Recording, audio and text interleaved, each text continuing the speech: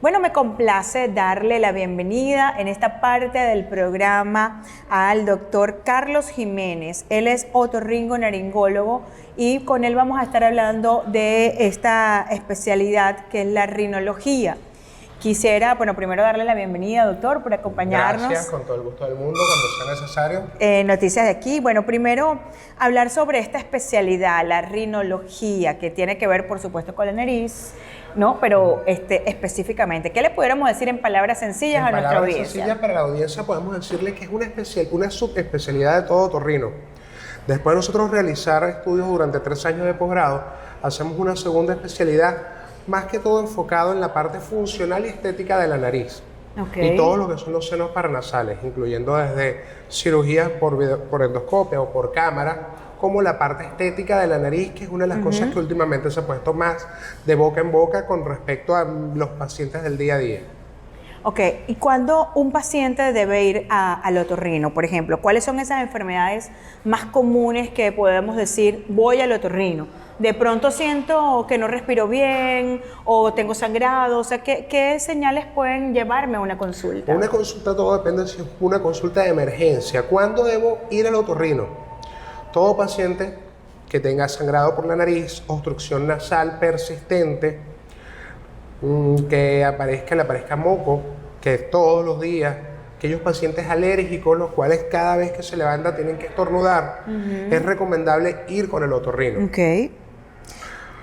En lo que es la parte de la nariz, pero también en nuestro ámbito tenemos como los oídos, un dolor de oído. Muchas de las cosas que vemos ahorita en los pacientes es que me duele el oído y me pongo las gotas que me dijo mi vecina. Y llegan con la complicación a la consulta, algo que se puede evitar. Es igual que en la boca, todo niño que no te respira bien, que tiene amigdalitis a repetición, que normalmente el papá te lo lleva por una fiebre constante cada 2 semanas, 3 semanas, mayor a 39, 40 grados centígrados.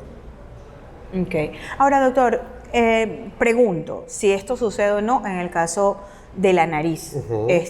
Si tengo una obstrucción nasal, digamos, de uno de mis orificios nasales, suelo adaptarme, entre comillas, a esa situación, ¿no? Sí. Comienzo a respirar por la boca, hago inconscientemente algunos cambios que me van a permitir continuar la vida. ¿Cómo darnos cuenta de que eso no es lo correcto? O sea, que debemos ir al médico. Normalmente este tipo de pacientes, cuando pasan por periodos como gripe o por los mismos procesos alérgicos, ellos se dan cuenta que no respiran. Y es cuando llegan a la consulta con el otorrino. Pero es como tú dices, tengo muchos casos de pacientes que me llegan hablando de que yo quiero mi nariz bonita, pero es que la nariz nada más no debe ser bonita, debe ser funcional. ¿De qué me vale tener un cascarón bonito y por dentro no funciona para nada o no respira para nada? Claro. Ahora, ¿qué tipo de pacientes ustedes por lo general atienden? ¿Pacientes jóvenes, adultos, niños? Nosotros en la especialidad estamos para atender desde niños recién nacidos, 1 o 2 meses, hasta personas mayores, desde la tercera edad. ¿Cuáles son los pacientes de acuerdo al procedimiento quirúrgico? Los que más exigen la parte estética son femeninas, 25, 30, 35 años, algunos masculinos que tienen rasgos muy marcados, sobre todo las narices étnicas, las narices muy grandes, que quieren tener un poquito más de definición o que no quieren verse encasillados con una etnia simplemente por un rasgo físico.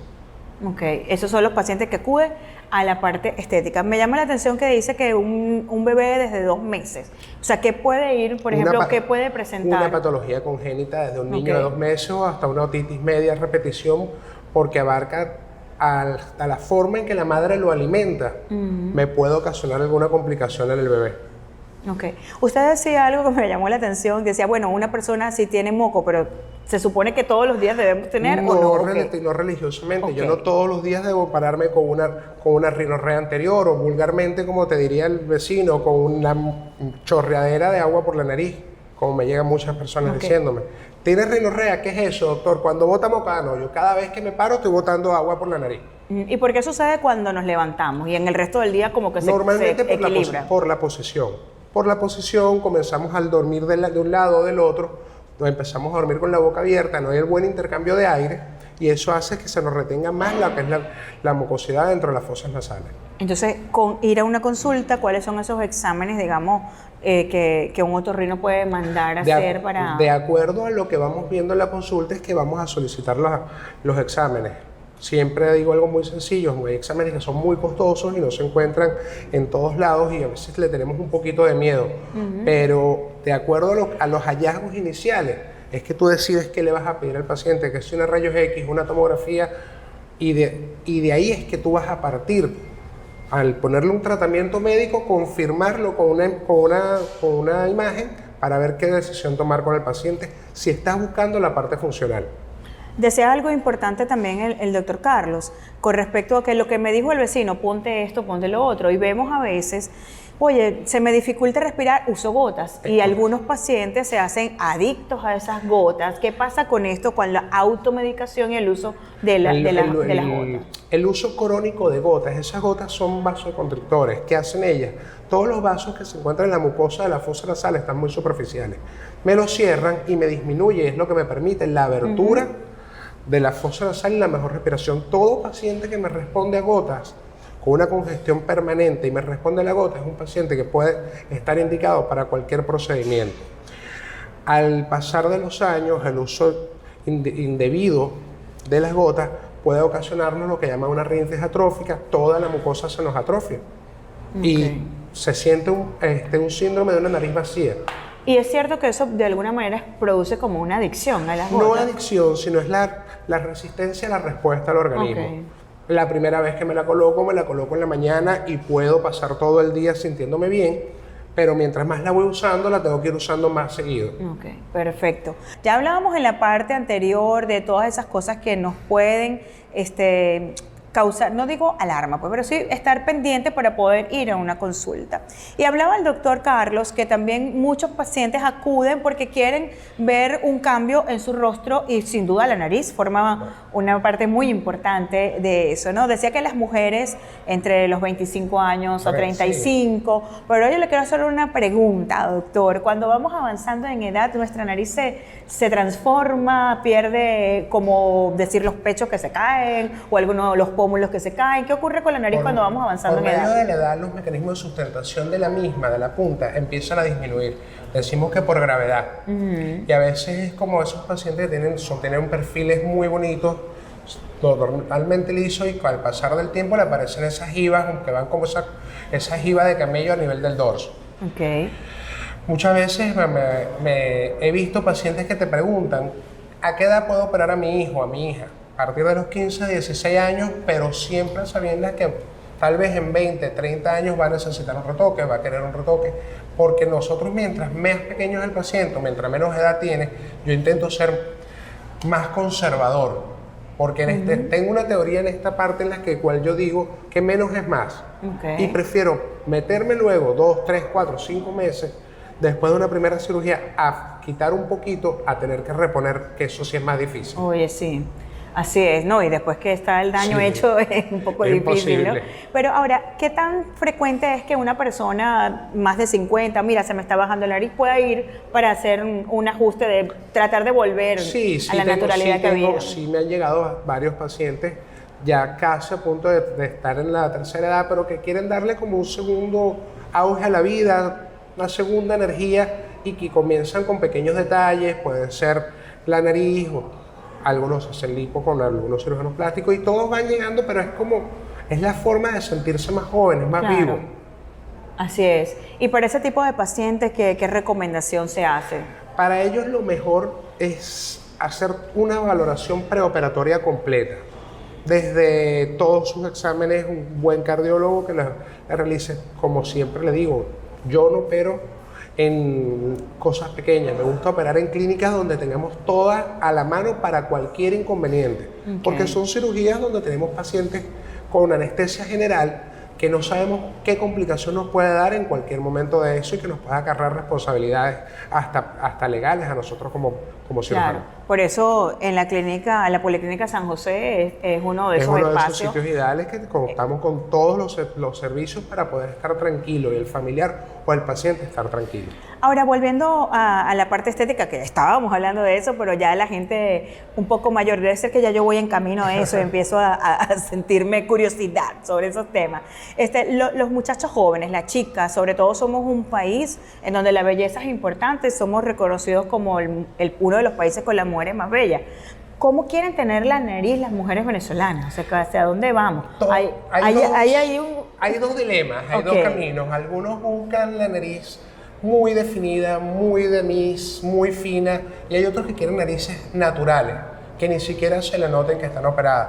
Un paciente que me dice, doctor, yo quiero una nariz súper definida, hiper proyectada, que se me vea la punta muy pequeña, le digo, no soy, porque no voy en contra de eso. O sea, me gusta que la nariz se vea natural, que el paciente pueda estar en cualquier sitio y nadie se dé cuenta. Y que armonice como el resto del cuerpo, de la cara, perdón. Sí, porque no puedes decirle a una paciente con una cara un poquito ovalada y ponerle una nariz de Barbie. Es la cosa más ilógica que puede haber en la vida, pero en la vida... ¿Qué pasaría con Michael Jackson? Con la nariz de Michael. Es exceso de no querer ser negro. Es la única explicación que te puedo dar. Sí, porque al final, según una nariz que fue... Hasta el día de hoy es un icono cuando vemos a alguien o mal operado o con una mala cirugía, entonces ya hacemos como esa referencia. Sí, tal cual. Pero no creo que haya pasado por malos cirujanos, seguramente fue insistencia del paciente. No, es que muchas veces tenemos pacientes que no se sienten de acuerdo con lo que ven en un espejo, que tienen esa dismorfia corporal y lo operas 1, 2, 3, 4 veces, das tu mejor esfuerzo y nunca se van a sentir satisfechos. Tengo anécdota de una paciente que le quedó su nariz bellísima y me dijo al mes, no, es que no me reconozco. Pero es que ya se aleja de lo que es mi prioridad. Claro. ¿Esos pacientes deberían ir a ayuda psicológica? Sería recomendable, por lo menos una pequeña valoración. Vamos a citar el caso de Michael Jackson para no herir susceptibilidades. Sí, pero es que es la misma sociedad. Si vamos a la parte de Michael Jackson, me imagino que él debió haber ido a ayuda psicológica. Pero también la presión social que estamos sintiendo, que van sintiendo los niños, todos quieren, las niñas o los senos, o la nariz, el mejor teléfono, las orejas. Así, también. Mira, yo realizo cirugías de orejas y he realizado autoplastia en niños de hasta 7, 8 años porque le hacen bullying en la escuela. Interesante, pero ese tema lo podemos desarrollar en otra ocasión.